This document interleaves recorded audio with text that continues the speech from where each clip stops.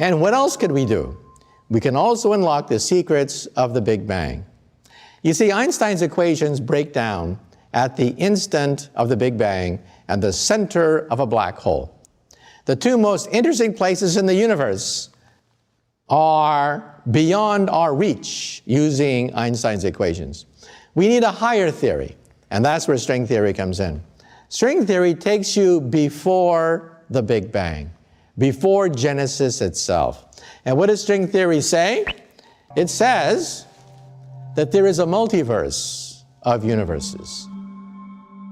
Where did the Big Bang come from? Well, Einstein's equations give us this compelling picture that we are like insects on a soap bubble, a gigantic soap bubble which is expanding, and we are trapped like flies on flypaper. We can't escape the soap bubble, and that's called the Big Bang theory. String theory says there should be other bubbles out there in a multiverse of bubbles. When two universes collide, it can form another universe. When a universe splits in half, it can create two universes, and that, we think, is the Big Bang. The Big Bang is caused either by the collision of universes or by the fissioning of universes. If there are other dimensions, if there are other universes, can we go between universes?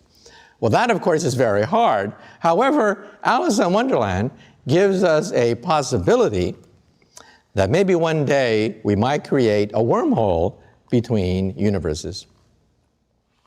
This is a wormhole. Think of taking a sheet of paper and putting two dots on it. The shortest distance between 2 points is a straight line. But if I can fold that sheet of paper, then perhaps I can create a shortcut through space and time, called a wormhole. This is a genuine solution of Einstein's equations. We can actually see this in string theory. The question is, how practical is it to go through one of these things? We don't know. In fact, there's a debate among physicists today. Stephen Hawking, many physicists are jumping into the game of trying to figure out whether it's physically possible to go all the way through a wormhole. Because if you could, then you might be able to use this as a time machine. Since string theory is a theory of everything, it's also a theory of time. And time machines are allowed in Einstein's equations, but to build one is extremely difficult. Far more energy is required than a simple DeLorean with plutonium.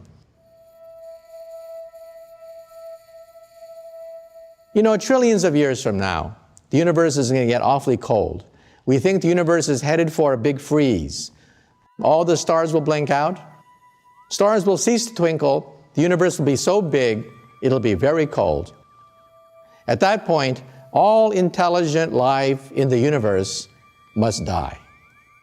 The laws of physics are a death warrant to all intelligent life. There's only one way to escape the death of the universe, and that is leave the universe. We are now, of course, entering the realm of science fiction, but at least we now have equations, the equations of string theory, which will allow us to calculate if it is possible to go through a wormhole, to go to another universe where it's warmer, and perhaps we can start all over again.